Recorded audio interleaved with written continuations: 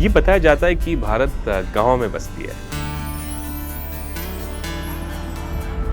तो ये टेक्नोलॉजी जो मैंने इतना सब कुछ बोला, वो गाँव में कैसे पहुँचेगी? ऑफ़ कोर्स मोबाइल तो पहुँच गई है, आप इंटरनेट भी यूज़ करते हैं, लेकिन एआई कैसे पहुँचेगी? इसके लिए ही भारत बहुत कोशिश कर रहा है। जो इम्पैक्ट एआई समिट आ रहा है, उसका नाम रखा गया है इम्पैक्ट समिट। एआई का इम्पैक्ट क्या है? क्या एआई को सिर्फ़ हम यूज़ करेंगे या फिर उसको बनाएँगे भी? प्राइम मिनिस्टर मोदी जी से भी मिलने का अवसर मिला, तो उन्होंने एक सेंटेंस बोला जो मुझे मेरे दिमाग में रह गया है। उन्होंने बोला कि भारत में शक्ति है। अभी उसको जगाने की ज़रूरत है। बिल्कुल कॉन्फिडेंट हूँ कि 5 साल में भारत एआई बनाने और यूज़ करने में, दोनों में एक ग्लोबल लीडर होगा।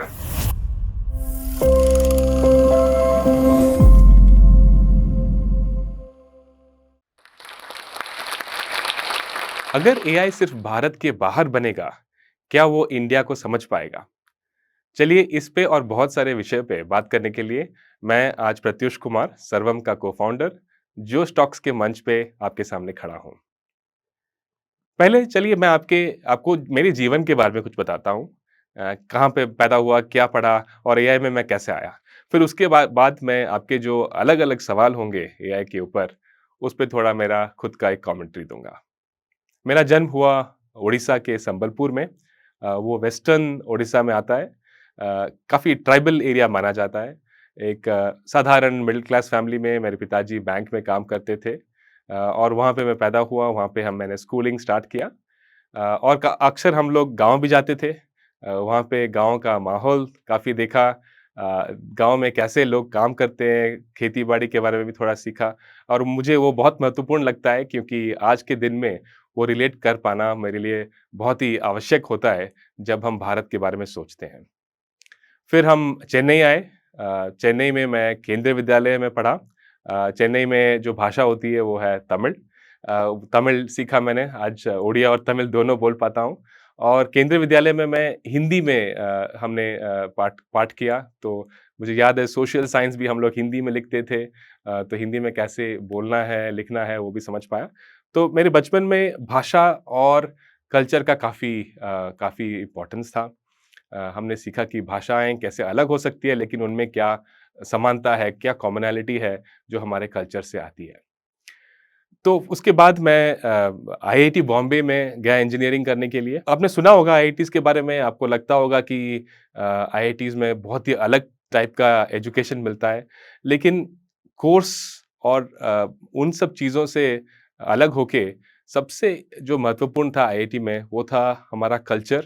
जो हम अपने साथियों के साथ बात कर पाए, बना पाए, वो सबसे महत्वपूर्ण था। अभी भी मुझे याद है कि हम 3-4 लोग बैठ के रात-रात कुछ प्रोजेक्ट करते थे, बीच में गेम खेलते थे, कंप्यूटर गेम्स। तो वो जो कल्चर बन पाया, उससे एक ये शक्ति पैदा होती है कि एक इंजीनियर के हिसाब से हम कुछ भी बना सकते हैं, राइट?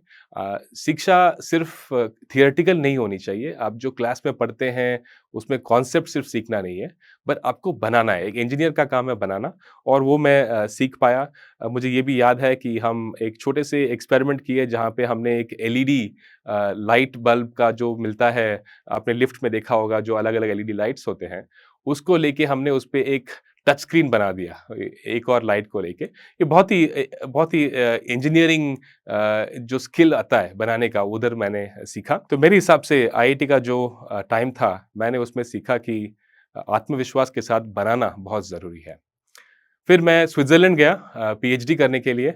बहुत ही अलग माहौल था। एक बहुत ही सुंदर देश है, और बहुत ही विकसित देश भी है।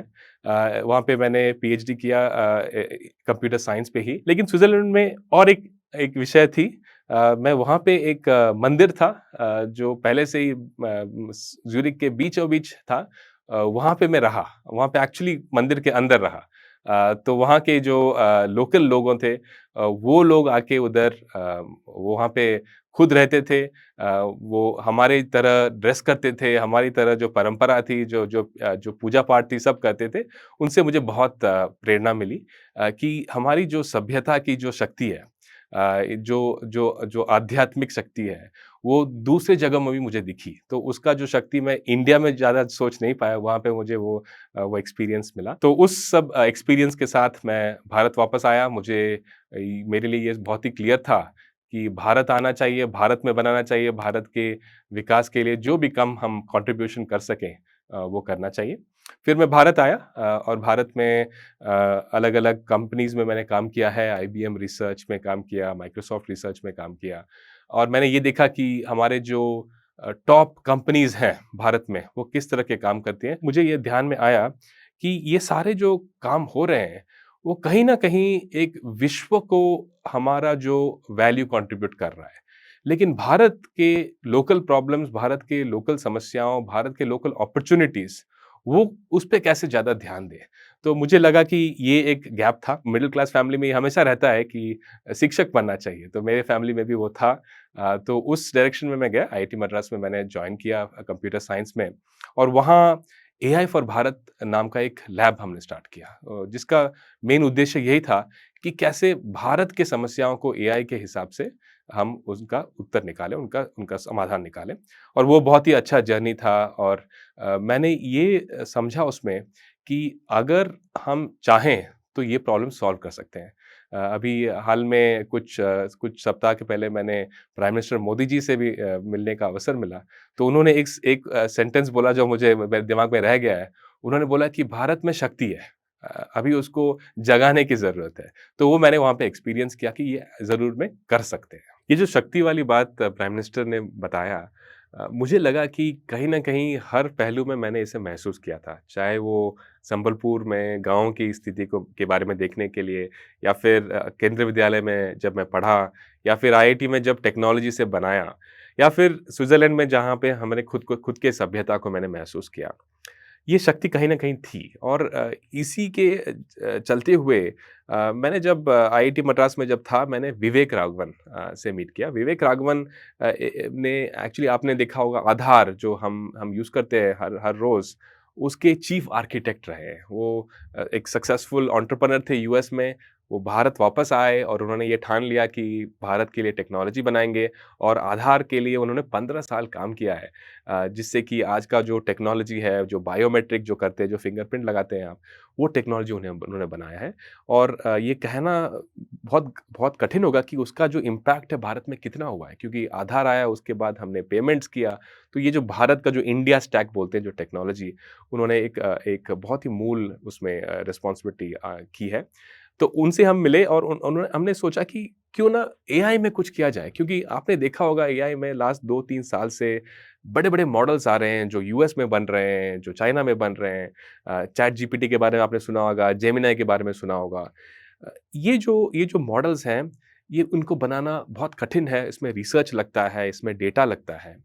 लेकिन ये ऐसा दिख रहा है कि जो आज से हम जो भी करेंगे कंप्यूटर्स के साथ, एआई वहाँ पे रहेगा। हम चाहे डॉक्यूमेंट लिखें, चाहे मैसेज लिखें, चाहे वीडियो बनाएँ चाहे कुछ पढ़ रहे हों, चाहे कुछ गेम खेल रहे हों, उसमें हर चीज़ में एआई आएगा। तो ये इस तरह का टेक्नोलॉजी बन गया है कि हर पहलू में इसका एक रिप्रेज़ेंटेशन रहेगा। तो इसमें हमने सोचा कि क्या सिर्फ़ भारत इस टेक्नोलॉजी का यूज़र बन जाएगा? या क्या भारत को भी बनाना चाहिए? ये आप अगर सोचिए स्टीम इंजन जब बना और जब स्टीम इंजन के कारण जो इंडस्ट्रियल रेवोल्यूशन हुआ यूरोप में, उसके चलते उन्होंने बहुत सारे एरियाज़ को कॉलोनाइज़ किया, वो शासन कर रहे थे। अभी ये बनता है कि क्या एआई को सिर्फ़ हम यूज़ करेंगे या फिर उसको बनाएँगे भी? क्या इसमें हम पार्टिसिपेट करेंगे? तो हमारा उत्तर तो बहुत ही क्लियर था, इंडिया को बनाना चाहिए। कुछ लोगों को अभी भी डाउट होता है बट हमें तो डाउट नहीं है, इंडिया तीसरा बड़ा इकोनॉमी है एक एक युवा देश है और पुरातन सभ्यता भी है, राइट? तो इसके चलते हुए ये तो आवश्यक है कि जो नया टेक्नोलॉजी आ रहा है एआई, वो भारत खुद बनाए। तो हमने वो रिस्पॉन्सिबिलिटी लिया, हमने सोचा कि चलिए कंपनी बनाते हैं जो इस रिसर्च के माध्यम से ये टेक्नोलॉजीज़ बना सके। अलग-अलग रीज़न से कंपनीज़ बनती हैं, एंटरप्रेन्योरशिप बहुत ही ज़रूरी चीज़ है हमारे हमारे देश में, लेकिन हमने सोचा कि चलिए डीप टेक बनाते हैं। तो जो डीप टेक्नोलॉजी होता है, उस पे इनोवेट करेंगे, रिसर्च करेंगे और वहाँ से आगे लेके जाएँगे, जो काफ़ी होता है यूएस में। जो यूनिवर्सिटीज़ होती हैं, वो काफ़ी कोलैबोरेट करती हैं कंपनीज़ के साथ ताकि रिसर्च कर पाएँ। वो हमने वो उस प्रयास में शुरू किया सर्वम को। अभी 2 साल हो रहे हैं सर्वम को, हम अलग-अलग भारत के भाषाओं में एआई मॉडल्स बना रहे हैं। और जो हाल में आने वाले इम्पैक्ट समिट में, वहाँ पे हम अपने खुद के मॉडल्स को रिलीज़ कर रहे हैं। ये एक बहुत बड़ा मंच है। विश्व से 100 से ज़्यादा देशों के प्रतिनिधि वहाँ पे आ रहे हैं और 40 से ज़्यादा हेड ऑफ स्टेट्स भी आ रहे हैं। तो एक एक तरीके से एआई एक इंटरनेशनल टॉपिक बन गया है, राइट? 3-4 साल में इतना बड़ा मंच बन गया और भारत उसको इस बार होस्ट कर रहा है। ये भारत के लिए भी गर्व की बात है। प्रधानमंत्री गए पेरिस पिछले साल के समिट में और उन्होंने देखा कि कितना महत्वपूर्ण है और उन्होंने ये प्रयास किया कि इंडिया में आए।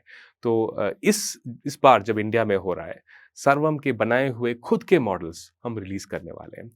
ये इसलिए ज़रूरी है क्योंकि देखिए एआई एक नया जनरेशन ऑफ टेक्नोलॉजी है। आप अगर सोचें, हम अपने देश में अच्छे-अच्छे टेक्नोलॉजीज़ बना चुके हैं, यूपीआई बना चुके हैं, आधार बना चुके हैं। आज के दिन में बहुत सारे टेक्नोलॉजीज़ हम खुद यूज़ करते हैं जो आप देश में बना है, देश में चल रहा है। लेकिन ऐसे बहुत और टेक्नोलॉजीज़ हैं जो हमने नहीं बनाया है, राइट?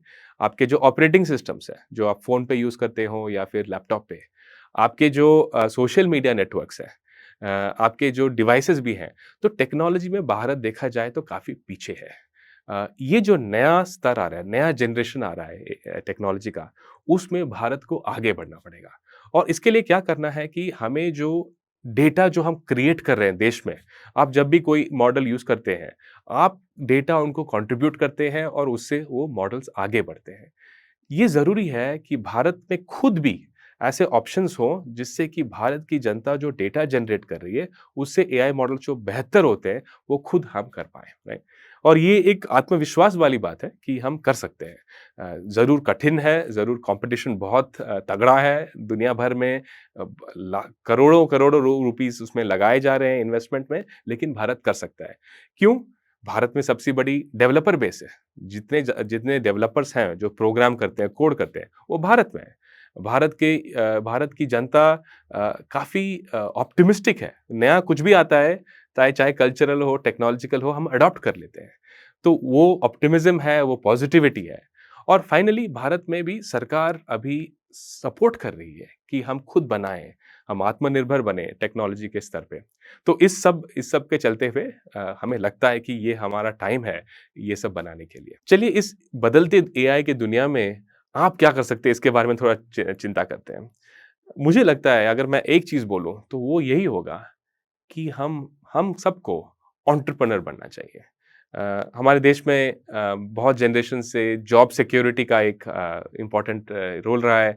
हमेशा बोलते हैं कि जॉब लग गया क्या? ये एक इम्पोर्टेंट क्वेश्चन रहता है। लेकिन आज हमारे देश में वो शक्ति है, वो कैपिटल है, वो क्लैरिटी भी है कि हमें वैल्यू क्रिएट करना है और वैल्यू क्रिएशन एक एंटरप्रेन्योर करता है। वो खुद एक प्रॉब्लम के लिए पैशनेट होता है और उसको सॉल्व करने के लिए और कौन-कौन चाहिए उनको भी लेके आता है और सॉल्व करता है।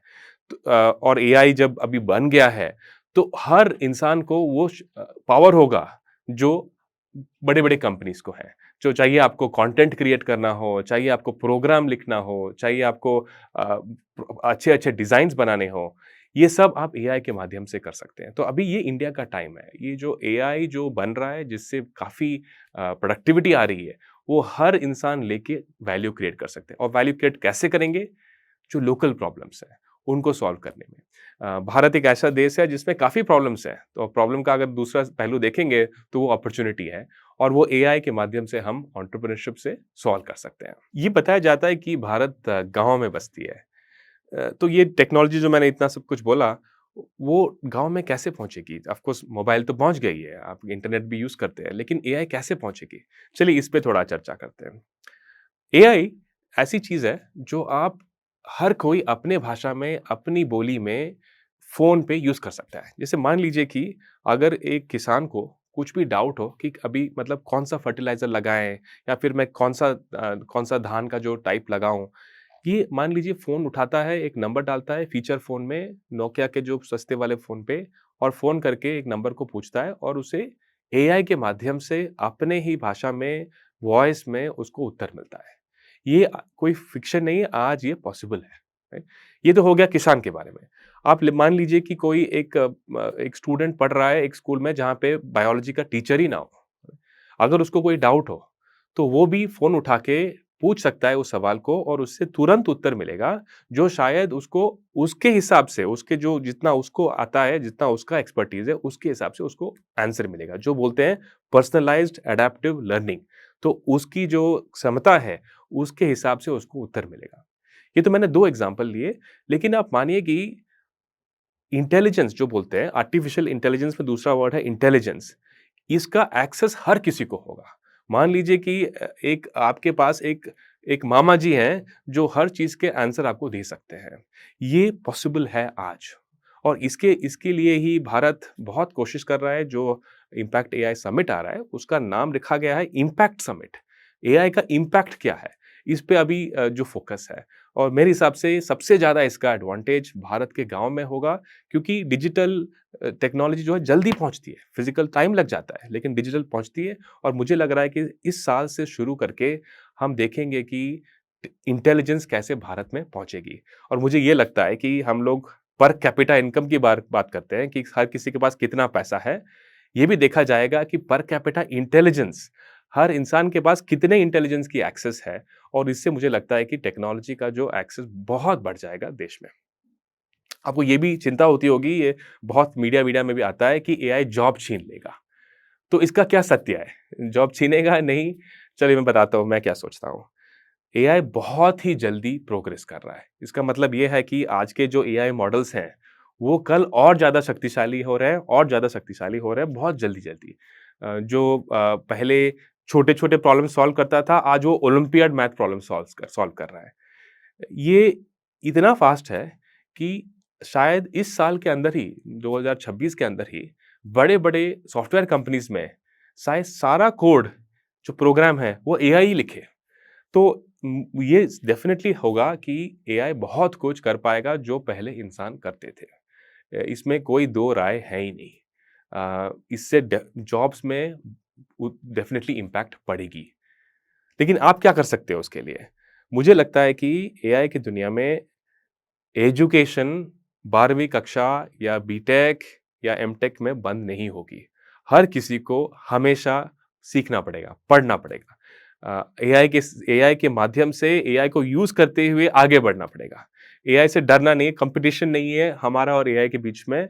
क्या आप एआई को यूज़ करके अपने आप को और बेहतर बना सकते हैं, उस पे फ़ोकस करना पड़ेगा। और ये जो है, हम हमें सब अकेले-अकेले करना पड़ेगा। इंस्टीट्यूशंस को चेंज करने में टाइम लगेगा, आपके यूनिवर्सिटीज़ में ये आने में टाइम लगेगा, आपके गाँव में ये आने में टाइम लगेगा। आपको खुद इन टेक्नोलॉजीज़ को यूज़ करके सोचना पड़ेगा कि आप आगे क्या कर सकते हैं। तो जॉब मार्केट में इम्पैक्ट होगा, लेकिन जो लोग इन टेक्नोलॉजीज़ को यूज़ करके आगे बढ़ पाएँगे, उनके अवसर भी बहुत होंगे।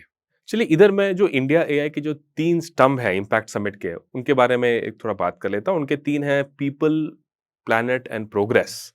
मैंने ऑलरेडी बता दिया कि गाँव-गाँव तक ये पहुँच सकता है, तो पीपल पे तो इम्पैक्ट करेगा ही।